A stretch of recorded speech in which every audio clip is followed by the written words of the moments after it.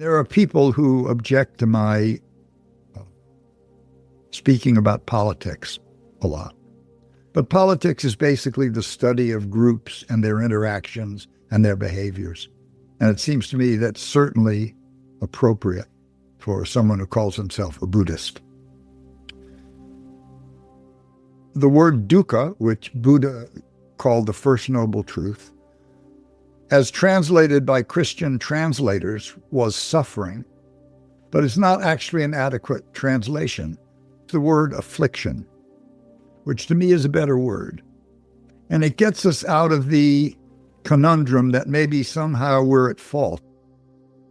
To say that affliction is a noble truth is to say that it's impersonal, that everything exists in a kind of peppered wind.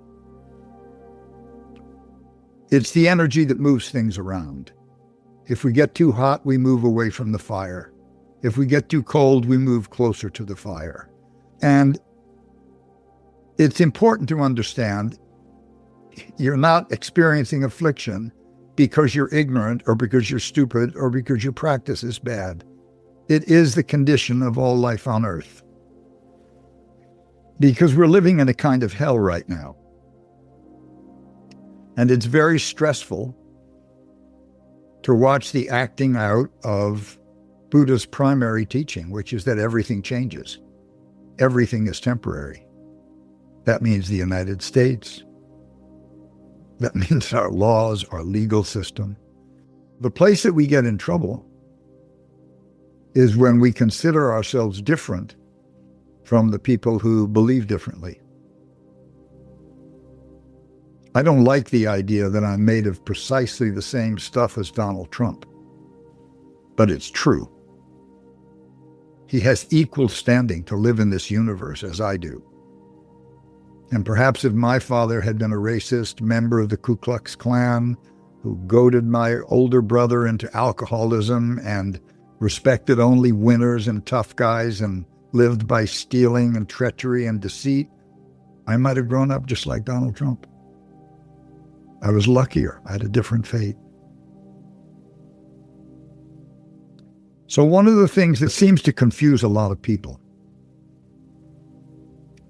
is we think that Donald Trump is an aberration. And he's not an aberration. He's the tip of a spear that's been planted in the ground since 1968. And I want to tell you just a little bit about it. So I was a part of the great counterculture in the 1960s.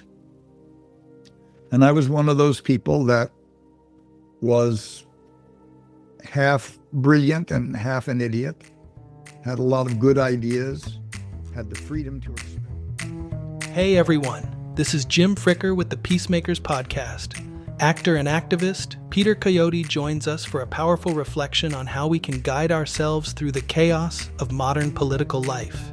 If you have ever wondered how spiritual practice meets political reality, this episode is for you. Join us next Friday for the full episode, and don't forget to share and subscribe today.